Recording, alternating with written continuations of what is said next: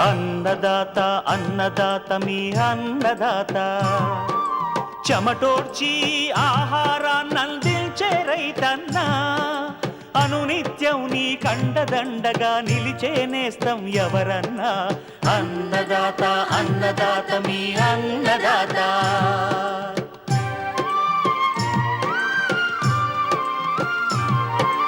నూతన రీతుల సాగుబడికి, నూరింతలు పెరిగే దిగుబడికి సూచనలిచ్చే సస్య రక్షణకు, పశు పోషణకి శాస్త్ర విజ్ఞానం అందించి ముందుకు నడిపే తెలుగు రైతు భారతదేశానికి మకుటం అయ్యేలా తీర్చిదిద్దే ఆశయంతో మిమ్ము మేలు కొలిపేది అన్నదాత. అన్నదాత అన్నదాత మీ అన్నదాత. అన్నదాత అన్నదాత మీ అన్నదాత. అన్నదాత ప్రేక్షకులకు నమస్కారం. ఈనాటి ముఖ్యాంశాలు: ఖరీఫ్ వేరుశనగ సాగులో రకాల ఎంపిక, సాగు విధానం, పంటల్లో జీవనెరువుల వాడకం, ప్రయోజనాలు, ఇంకా జై కిసాన్ వ్యవసాయ సమాచారం.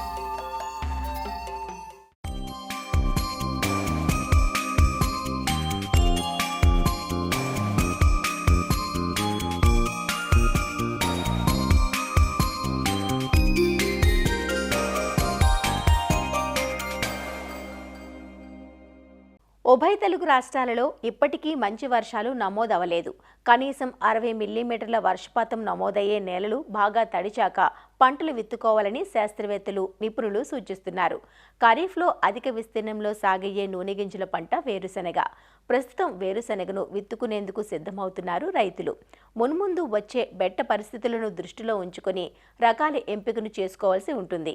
దాంతోపాటు ఎల్నినో పరిస్థితుల నేపథ్యంలో వేరుశెనగ సాగులో పాటించాల్సిన మెలకువలను తెలియజేస్తున్నారు ఆచార్య ఎన్జీ రంగా వ్యవసాయ విశ్వవిద్యాలయం ఆముదాల వలస కృషి విజ్ఞాన కేంద్రం శాస్త్రవేత్త డాక్టర్ కిరణ్ కుమార్.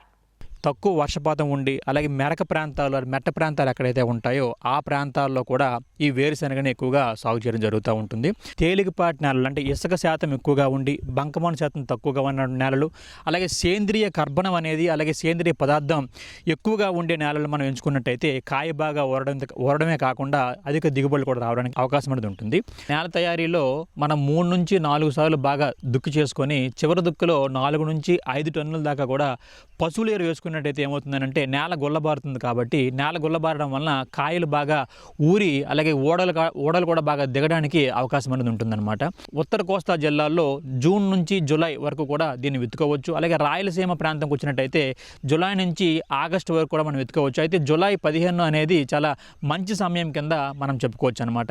అలాగే రకాల విషయంలో కూడా మనకి రైతు సోదరులు కొంచెం జాగ్రత్త వహించి మనం విత్తుకున్నట్టయితే, రకాలను ఎంచుకున్న కూడా చేసుకున్నట్టయితే మంచి దిగుబడి రావడానికి అవకాశం ఉంటుంది. దాంట్లో ప్రధానమైనది ఈ నిత్యహరిత అనే రకం, K6 అనే రకం, అలాగే కదిరి 7 బోల్డ్, అలాగే లాపాక్షి అనే రకం. వీటితో పాటుగానే ఈ మధ్య కొత్తగా విశిష్ట అనే రకం, హెమని అనే రకం, కోణార్క్ అనే రకం 105 రోజుల్లో మనకు పంట చేతికి వస్తుంది. అలాగే 12 క్వింటాల వరకు కూడా దిగుబడిని అందిస్తుంది. 49% వరకు కూడా ఇది నూనెను కలిగి ఉండి మనకి అధిక నీటి వినియోగ సామర్థ్యాన్ని మనకి కలిగి ఉంటుందన్నమాట. విత్తన మోతాదు అనేది ఈ పలుకుల తాలూకా ఈ సైజు బట్టి, అంటే ఈ కొంచెం పెద్ద సైజు ఉన్నటువంటి గింజలు అయితే భీమా అనే కొంచెం పెద్ద గింజ ఉన్నటువంటి రకాల్లో అయితే 65 నుంచి 70 కిలోల వరకు కూడా ఈ వేరుశెనగ పలుకులు అనేవి ఒక ఎకరాకి అవసరం పడుతుంది విత్తన మోతాదులో. అలాగే K6 కానీ అలాగే ధరణి కానీ విశిష్ట వెరైటీల్లో 50 నుంచి 55 కిలోల వరకు కూడా ఇది మనకి అవసరం పడుతుంది. కదిరి 7 బోల్డ్ కానీ అలాగే కదిరి చిత్రావతి కానీ అమరావతి కానీ చూసుకున్నట్టయితే 40 నుంచి 45 కిలోల వరకు కూడా ఒక ఎకరాకు వేరుశెనగ పలుకులు విత్తనం మోతాదు కింద అవసరం పడుతుంది. లేపాక్షి వంటి వెరైటీల్లో మనకు 35 కిలోలు కూడా సరిపోతుంది అనమాట ఒక ఎకరాకి. అలాగే విత్తన శుద్ధి మనం గమనిస్తే టెబుకోనజోల్ అనే మందుని 1 గ్రాము 1 కేజీ విత్తనానికి పట్టించి మనం విత్తుకోవడం, లేదా ట్రైకోడెర్మా విరిడిని కూడా 10 గ్రాములు 1 కేజీ విత్తనానికి పట్టించి మనం విత్తుకున్నట్టయితే చాలా వరకు ఈ కుళ్ళు తెగుళ్ళు మనకి ఆరంభంలో వచ్చినటువంటి వాటన్నిటిని కూడా మనం సమర్థవంతంగా అరికట్టుకోవచ్చు. వేరుపురుగు ఆశించే ప్రాంతాల్లోనూ తేలికపాటి నేలల్లో మనం దాన్ని తప్పనిసరిగా కూడా ఇమిడాక్లోప్రిడ్ అనే మందుని 2 మిల్లీలీటర్లు కేజీ విత్తనానికి పట్టించి మనం విత్తుకున్నట్టయితే దాని తాలూకు ఉధృతిని కూడా మనం సమర్థవంతంగా అరికట్టుకోవచ్చు.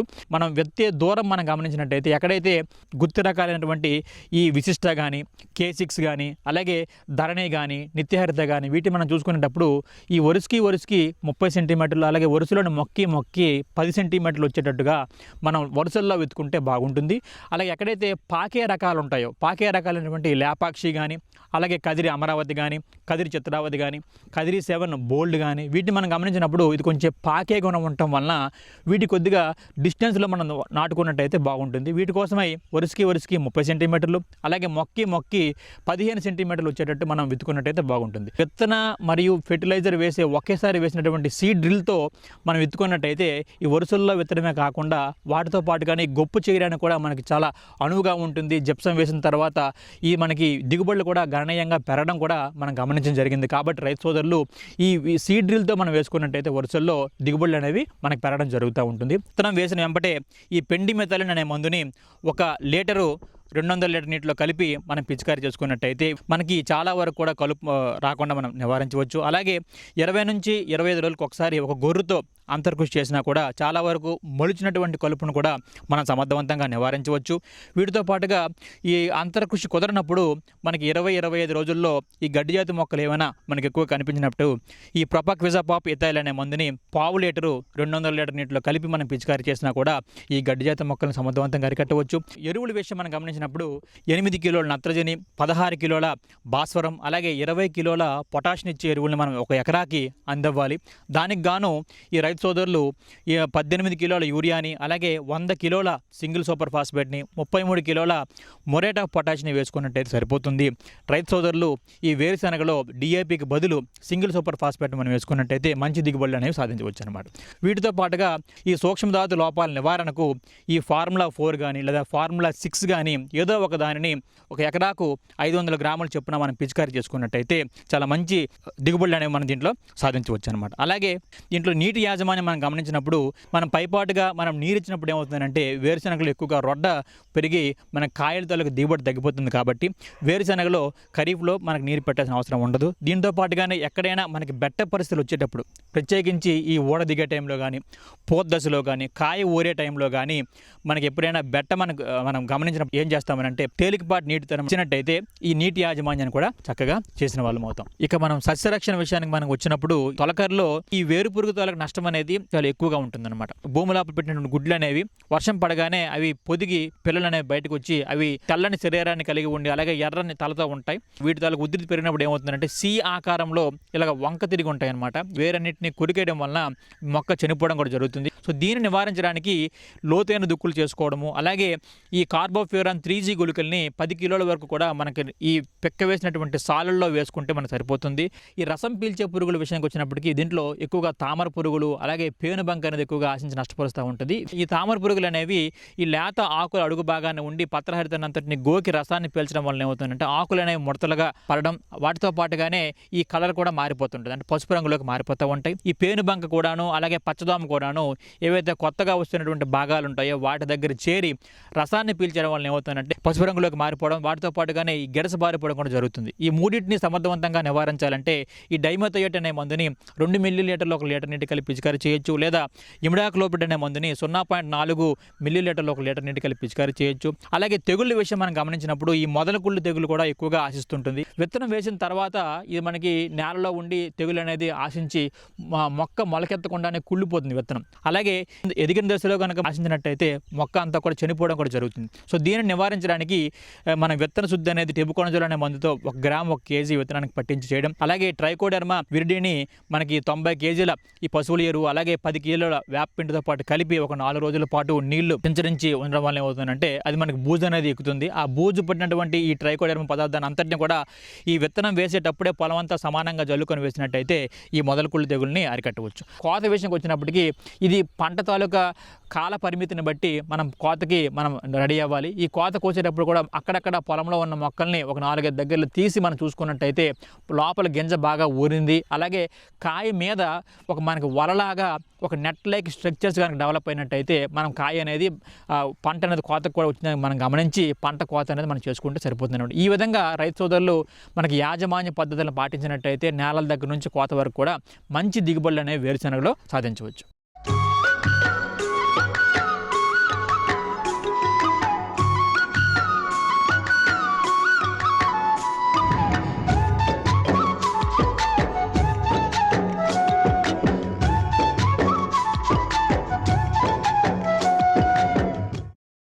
అధిక దిగుబడుల కోసం విచ్చలవిడిగా రసాయన ఎరువులను కుమ్మరించడం వల్ల దిగుబడి సంగతేమో కానీ భూభౌతిక స్థితి దెబ్బతిని నేల సారం క్షీణిస్తోంది. భూమిలో రసాయన ఎరువులు ముఖ్యంగా భాస్వరం నిల్వలు పెరిగిపోయి మొక్కలలో సూక్ష్మ పోషక లోపాలు బయటపడుతున్నాయి. అదే సేంద్రియ జీవన ఎరువుల వాడకం పెంచడం వల్ల రైతుకు ఖర్చు తగ్గడమే కాకుండా భూసారం పెరిగి మేలైన దిగుబడులను పొందవచ్చు. జీవన ఎరువులను పంటలకు అందించినప్పుడు పోషకాలు అందడమే కాక నేలల్లో జీవరాశి సైతం పెంపొందుతుంది. అంతేకాదు మొక్క పెరుగుదలకు అవసరమైన అన్ని రకాల హార్మోన్లు, ఎంజైములు మొక్కలకు లభ్యమవుతాయి. నేలల్లో మిగిలిపోయిన చలన స్థితిలో లేని పోషకాలు జీవన ఎరువుల వల్ల మొక్కలకు అందుబాటులోకి వస్తాయి. రైజోబియం, అజోస్పైరిల్లం, అజిటోబాక్టర్, పాస్పోబాక్టర్, పొటాష్ కరిగించే జీవన ఎరువులు, ఇలా వివిధ రకాల జీవన ఎరువులను పంటల సాగులో వాడుకోవచ్చు.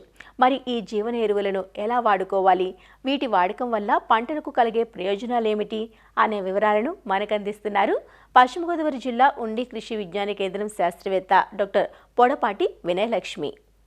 సమతల పోషక యాజమాన్యంలో జీవన ఎరువులు చాలా ప్రాముఖ్యతను సంతరించుకున్నాయి. ఈ జీవన ఎరువుల్లో ముఖ్యమైనవి చూసుకున్నట్లయితే రైజోబియం, ఇది పప్పుజాతి పంటలైనటువంటి పెసర, మినుము, కంది, వేరుశనగ వంటి పంటలకు నత్రజనిని స్థిరీకరించే జీవన ఎరువు. మొక్కల వేర్ల మీద బుడిపెలుగా ఏర్పడుతుంది. ఈ బుడిపెలలో ఉండేటటువంటి రైజోబియం గాలిలోని నత్రజనిని మొక్కలకు అందుబాటులోకి తీసుకువస్తుంది. ఒక్కొక్క పంటకు ఒక్కొక్క రైజోబియం స్ట్రెయిన్ అనేది అందుబాటులో ఉంటుంది. కావున రైతులు ఏ పంట వేయదలుచుకున్నారో దానికి సూచించబడిన రైజోబియం స్ట్రెయిన్ను మాత్రమే వాడవలసి ఉంటుంది. 100 మిల్లీలీటర్ల నీటిలో 10 గ్రాముల బెల్లం లేదా గంజి పౌడర్ను తీసుకొని 10 నిమిషాలు మరిగించి చల్లార్చి ఆ తర్వాత దాన్ని 10 కిలోల విత్తనంపై వేసి 200 గ్రాముల రైజోబియం కల్చర్ను విత్తనంపై చల్లి బాగా కలియబెట్టాలి. ఇలా చేసిన తరువాత 10 నిమిషాలు నీడలో ఉంచి తరువాత నాటుకోవచ్చు విత్తనాన్ని. రెండవది అజిటోబాక్టర్. ఈ జీవన ఎరువును పప్పుజాతి పంటలు మినహా అన్ని రకాల పంటలకు నత్రజనిని అందించు జీవన ఎరువుగా ఉపయోగించుకోవచ్చు. అయితే ఈ జీవన ఎరువు సేంద్రియ కర్బనం ఎక్కువగా లభ్యమయ్యే నేలల్లో మాత్రమే సమర్థవంతంగా పనిచేస్తుంది. 2 కేజీల అజిటోబాక్టర్ను 200 కిలోల సేంద్రియ ఎరువుతో కలిపి విత్తనం విత్తే ముందు సాళ్లలో పడేటట్లుగా 1 ఎకరంపై వెదజల్లుకోవాలి. ఈ జీవన ఎరువును వేసిన తరువాత నేలలో తగినంత తేమ ఉన్నట్లుగా చూసుకోవాలి. అప్పుడు మాత్రమే ఈ జీవన ఎరువు సమర్థవంతంగా పనిచేస్తుంది. మూడవది అజోస్పైరిల్లం. ఈ జీవన ఎరువు మొక్క వేర్ల చుట్టూ పెరుగుతూ వీలున్నప్పుడు వేర్లలోకి కూడా చొరబడి జీవిస్తుంది. కాబట్టి ఈ జీవన ఎరువు అందించే నత్రజని ఎక్కువ శాతం మొక్కకు అందుబాటులో ఉంటుంది. ఈ జీవన ఎరువును పప్పుజాతి పంటలు మినహా మిగిలిన పంటలకు కూడా మనం వినియోగించుకోవచ్చు నత్రజనిని అందించడం కోసం. 2 కిలోల అజోస్పైరిల్లం కల్చర్ను 200 కిలోల పశువుల ఎరువుతో కలిపి విత్తనం విత్తే ముందు సాళ్లలో పడేటట్లుగా 1 ఎకరం పొలంలో వెదజల్లుకోవాలి. నాలుగవది పాస్పోబాక్టీరియా. భూమిలో లభ్యం కాకుండా ఉండేటటువంటి స్థితిలో ఉన్నటువంటి భాస్వరంను మొక్కలకు లభ్యమయ్యే స్థితిలోకి తీసుకుని వస్తుంది. ఈ జీవన ఎరువును అన్ని రకాల పంటలకు వినియోగించవచ్చు. 2 కిలోల పాస్పోబాక్టీరియా కల్చర్ను 200 కిలోల పశువుల ఎరువుతో కలిపి విత్తే ముందు 1 ఎకరం పొలంలో సమానంగా వెదజల్లుకోవాలి. ఐదవది పొటాషియం రిలీజింగ్ బ్యాక్టీరియా. ఈ జీవన ఎరువు మొక్కలకు భూమిలో లభ్యం కానటువంటి స్థితిలో ఉన్నటువంటి పొటాషియంను లభ్యమయ్యే స్థితిలోకి తీసుకువస్తుంది. 2 కిలోల పొటాషియం రిలీజింగ్ బ్యాక్టీరియా కల్చర్ను 200 కిలోల పశువుల ఎరువుతో కలిపి విత్తనం విత్తే ముందు సాళ్లలో పడేటట్లుగా 1 ఎకరం పొలంలో వెదజల్లుకోవాలి. పొడి రూపంలో ఉండేటటువంటి జీవన ఎరువులే కాకుండా ద్రవ రూపంలో ఉండేటటువంటి జీవన ఎరువులు కూడా ఇప్పుడు మనకు అందుబాటులో ఉన్నాయి. ఈ ద్రవరూప జీవన ఎరువుల్లో సూక్ష్మజీవుల సముదాయం అనేది అధిక సంఖ్యలో ఉంటుంది. అంతేకాకుండా పొడి రకపు జీవన ఎరువులతో పోల్చినట్లయితే 12 నెలలు వరకు కూడా వీటిని మనం నిల్వ చేసుకోవచ్చు. ఈ ద్రవరూప జీవన ఎరువులను మనం 3 రకాలుగా వినియోగించవచ్చు. మొదటిది విత్తనానికి పట్టించే పద్ధతి. విత్తనానికి పట్టించడం కోసం అన్ని రకాల జీవన ఎరువులను 5 నుంచి 6 మిల్లీలీటర్ల చొప్పున ఒక్కొక్క రకం తీసుకొని 1 కిలో విత్తనానికి 10% గంజి పౌడరు లేదా బెల్లం ద్రావణంతో మిక్స్ చేసి 10 నిమిషాలు నీడలో ఆరబెట్టి విత్తుకోవాలి. అదే రెండవ పద్ధతి భూమిలో వేసే పద్ధతి. దీనికోసం 300 నుండి 500 మిల్లీలీటర్ల ఒక్కొక్క ద్రవరూప జీవన ఎరువును తీసుకొని 10 లీటర్ల మామూలు నీళ్లలో కలిపి 100 నుంచి 200 కిలోల పశువుల ఎరువుతో కలిపి విత్తుకునే ముందు లేదా నాటుకునే ముందు పొలంలో 1 ఎకరం పొలంలో సమానంగా వేసుకోవాలి. మూడవది నారుమడి వేసి నాటుకునే పద్ధతి. ఈ పద్ధతిలో నారు పీకే ముందు నారుమడి దగ్గర 70 నుంచి 80 లీటర్ల వరకు నీళ్లు పట్టేలాగా ఒక చిన్న మడిని ఏర్పాటు చేసుకొని అందులో 300 నుంచి 500 మిల్లీలీటర్ల అజోస్పైరిల్లం ద్రవరూప జీవన ఎరువును వేసి నారును 10 నిమిషాలు ఆ ద్రావణంలో ముంచి తరువాత నాటుకోవాలి. వరి పొలంలో కూడా మనం ఈ జీవన ఎరువులను విరివిగా ఉపయోగించవచ్చు. వరిలో ఎక్కువగా ఉపయోగించేటటువంటి జీవన ఎరువులు azospirillum, phosphorus solubilising bacteria, potassium releasing bacteria. ఈ 3 కూడా ద్రవ రూపంలో అందుబాటులో ఉంటున్నాయి. కాబట్టి ఈ 3 రకాల జీవన ఎరువులను ఒక్కొక్క రకం 300 నుంచి 500 మిల్లీలీటర్ల వరకు తీసుకొని 200 కేజీల పశువుల ఎరువుతో కలిపి వరి నాట్లు వేసిన తరువాత 3 నుంచి 5 రోజుల లోపు గనక మనం వరి పొలంలో గనక చల్లుకున్నట్లయితే మొక్కలకు నత్రజని, భాస్వరం మరియు పొటాషియం వినియోగాన్ని పెంచి అంతేకాకుండా రసాయన ఎరువుల వినియోగాన్ని 25% వరకు కూడా మనం తగ్గించవచ్చు. ఈ జీవన ఎరువుల కొరకు సమీపంలో ఉన్నటువంటి వ్యవసాయ పరిశోధనా స్థానాలు లేదా కృషి విజ్ఞాన కేంద్రాలను కూడా సంప్రదించవచ్చు. ఈ అన్ని కృషి విజ్ఞాన కేంద్రాలలో ఈ జీవన ఎరువులు అందుబాటులో ఉంచడం జరుగుతుంది.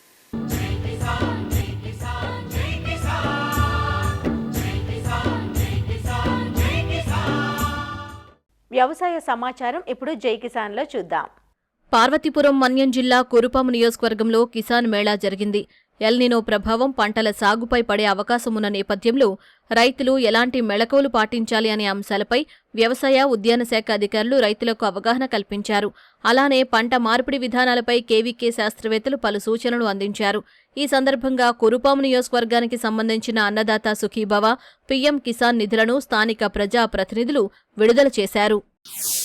పంటల సాగులో రసాయనాల వాడకాన్ని తగ్గించి సహజ, సేంద్రియ విధానాలను అవలంబిస్తూ భూసారాన్ని పరిరక్షించాలనే ఉద్దేశంతో భారత ప్రభుత్వం ఖేత్ బచావో అభియాన్ను ప్రారంభించింది. జూన్ 1 నుండి జూన్ 30 వరకు దేశవ్యాప్తంగా ఈ ప్రచారం జరుగుతోంది. ఇందులో భాగంగా తెలంగాణలోని ఖమ్మం జిల్లా వైరా కృషి విజ్ఞాన కేంద్రంలో రైతు సదస్సు ఏర్పాటు చేసి శాస్త్రవేత్తలు పలు సూచనలు అందించారు.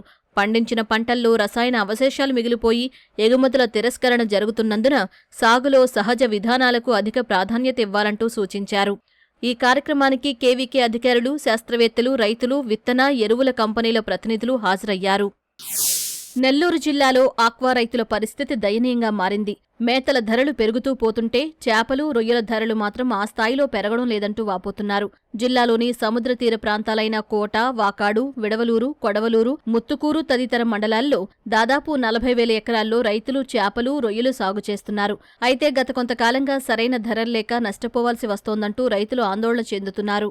చేపల మార్కెట్ ఈరోజు చేపలు అమ్మాలన్నా కొనేవాళ్ళు లేరు. రేటు చాలా తక్కువ, 95 రూపాయలకి 100 రూపాయల లోపు. అదే మార్కెట్లో 250 రూపాయలు చేప రేటు అమ్ముతున్నా ప్రజలకి. మా కాడకు వచ్చేలాగే 100 రూపాయలు కూడా ఇవ్వకుండా 95 రూపాయలు మార్కెట్ చెప్పి మీరు ఇష్టం ఉంటే ఇండి, లేకపోతే మీరు ఉంచుకోండి, మాకు అవసరం లేదన్నారు దళారులు. 30,000 ఉన్న మేతని ఈరోజు 45,000, 50,000 చేశారు. మేతలు పెంచితే దాన్ని అడిగేవాడు లేరు. మామూలుగా 100 ఎకరాలు లీజు గుంటలు చేస్తున్నాను, నా సొంత గుంటలు ఉన్నాయి. కానీ ఒక 2 సంవత్సరాల నుంచి పూర్తిగా డెఫిసిట్లో పడిపోయాను. ఫీడ్ రేట్లు అమితంగా పెరిగిపోయినాయి. చేపల రేటు వాళ్ళు అనుకూలంగా పట్టి వాళ్ళు మార్చుకుంటూ రేట్లు డౌన్ చేసుకుంటూ వస్తున్నారు. 120 రూపాయలు మాకు కేజీ ఖర్చు అవుతుంది. మాకు ఇచ్చే కేజీ వచ్చి 95 రూపాయలు ఇస్తున్నాడు. అంటే మనం ఇంచుమించు 35 రూపాయలు పైన లాస్ అయిపోతున్నాం. మెయింటెనెన్స్ వచ్చి ఎకరాకు వచ్చి 10,000 నుంచి 15,000 రూపాయలు ఖర్చు అవుతుంది. అది లాస్ అవుతున్నా. కరెంటు బిల్లు ఎకరాకు వచ్చి మనకి సంవత్సరానికి ఒక ఎకరా మీద ఒక 10,000 15,000 పడుతుంది. అది లాస్ అవుతున్నా. కాపలా ఓడికి వచ్చి నెలకి 9-10,000 ఇస్తాం మేము. ఆ 9,000 ఎకరా మీద వచ్చి మనకి సంవత్సరానికి వచ్చి 10,000 పడుతుంది. ఆ విధంగా చూసుకుంటే ఒక ఎకరా మీద లాస్ నాకు సంవత్సరానికి 40,000 నుంచి 50,000 రూపాయలు లాస్ వస్తుంది. ఫీడ్ రేటు పెరిగింది కాబట్టి దానికి అనుకూలంగా చేపల రేటు కూడా పెంచే విధంగా వెసులుబాటు కల్పిస్తే రైతులు సంతోషిస్తాం. అది గవర్నమెంటే కల్పించుకోవాలి. ఎందువల్లంటే రైతు పోయి చెప్తే వాడు ఇనే పరిస్థితుల్లో లేరు. వ్యాపారస్తులు మమ్మల్ని శాసిస్తున్నారు. మేము పండించే వరకే మాది.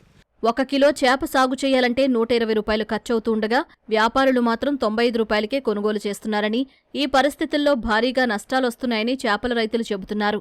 ఇటు రొయ్యల ధరలు సైతం 100 కౌంటు 265 రూపాయలుండగా వ్యాపారులు 235కే కొనుగోలు చేస్తున్నారని ఆందోళన చెందుతున్నారు.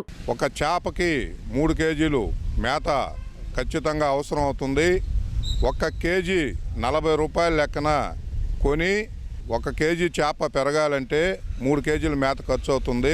అంటే 120 రూపాయల లెక్కన ఒక రైతు చేపను పెంచితే మనకిచ్చే గిట్టుబాటు ధర 90 నుంచి 95 రూపాయలు ఇస్తుంది. ప్రభుత్వం పట్టించుకోవడం లేదు కాబట్టి దళారీ వ్యవస్థ వీళ్ళ ఇష్టానుసారంగా రేట్లు వాళ్ళే కుదించి ఆక్వా రైతులను నడ్డి విరిచే విధంగా ప్రయత్నాలు చేస్తూ ఉన్నాం. 15 సంవత్సరాల చేపల ఫీల్డ్లో ఉన్నాను. కాకపోతే ఇప్పుడు మరీ రేట్లు డౌన్ అయిపోయింది. చేపల ఫీల్డ్ చూస్తే ఫీడ్ రేట్లు పెరిగిపోయినాయి. చేపలు డౌన్ అయిపోయింది రేట్లు. వర్కౌట్ చేసుకోవాలంటే చాలా కష్టంగా ఉంది. చేపలకి కొంతమంది డీలర్లు ఉన్నారు, వాళ్ళు ఎక్కువ మంది లేరు. కానీ కొంతమంది ఒక 4-5 ఏరి వాళ్ళందరూ గుమ్మక్కయ్యి రేట్లు పెంచుకోకుండా వాళ్ళు దాన్ని తగ్గించుకుంటా రోజు వాళ్ళు మీటింగ్లు పెట్టుకోవటము. చేపల రైతుల్ని ఎక్కడికైనా వాళ్ళు ఎక్కువ లేరు కాబట్టి డీలర్లు వాళ్ళు ఆ 4 రేటుని కంటిన్యూషన్గా తగ్గించుకుంటా వాళ్ళు మార్జిన్ ఎక్కువ పెట్టుకొని చేపల రైతులు తగ్గించేస్తూ ఉన్నారు రేట్లు. అదే గవర్నమెంట్ కానీ ఒక రేట్ అనేది ఫిక్స్డ్ రేట్ అనేది పెడితే దళారులు కూడా కుమ్మక్కైనా కూడా మాకు ఆ రేట్ ఇంత ఉంది కదా, గవర్నమెంట్ రేటు ఇంత ఇస్తున్నారు అనేది మాకు ఒక ఐడియా ఉంటుంది. కానీ వాళ్ళకి మా గవర్నమెంట్ ఆ హెల్ప్ తీసుకొని మాకు ఏదైనా చేస్తే సరిగా ఉంటుందని కోరుకుంటున్నాం. ఫీడ్ రేట్లు బాగా అధికంగా పెరిగాయి. దానివల్ల బాగా మేత అధిక ఖర్చు ఈ ఆక్వాకల్చర్లో. దానివల్ల రైతు బాగా నష్టపోతూ ఉన్నాడు. కాబట్టి గవర్నమెంట్ దీని మీద చొరవ తీసుకొని ఫీడ్ ధరలు తగ్గించేదానికి చర్యలు తీసుకోవాల్సిందిగా కోరుతున్నాము. మెటీరియల్ కూడా సిండికేట్ అయ్యి అంతా బాగా 265 రూపాయలు ఉన్న కేజీ 100 కౌంట్ ధరని 235, 240 రూపాయలకు కొంటా ఉన్నారు. దాన్ని కూడా వేరియేషన్ కూడా కౌంట్కి 10 రూపాయలు పెట్టినారు. ఒక 80 కౌంట్కి 20 రూపాయలు పెట్టినారు. యాక్చువల్గా ప్రతి కౌంట్కి 20 రూపాయలు ఉంటుంది. 90 తప్పితే 80, 70, 60 అంతా 20 రూపీస్ ఉంటుంది. అది కూడా సిండికేట్ అయ్యి అది కూడా బాగా తగ్గించి రైతుల్ని దోచుకు తింటా ఉన్నారు. దీని మీద గవర్నమెంట్ తక్షణం చర్యలు తీసుకోవాల్సిందిగా కోరుకుంటున్నాం. ప్రభుత్వం మేత ధరలు తగ్గించి వ్యాపారుల మాయాజాలాన్ని అరికట్టాలంటూ రైతులు కోరుతున్నారు. మరిన్ని విభిన్న అంశాలతో రేపటి అన్నదాతలో మళ్ళీ కలుసుకుందాం. నమస్కారం. అన్నదాతలు తమ సందేహాలు, సమస్యలను 1800-425-4085 టోల్ ఫ్రీ నంబర్లో ఉదయం 10 నుంచి 11 గంటల మధ్య పని దినాలలో సంప్రదించగలరు. ఈ కార్యక్రమాన్ని యూట్యూబ్లో www.youtube.com/అన్నదాత ఈటీవీ లింక్ ద్వారా వీక్షించవచ్చు.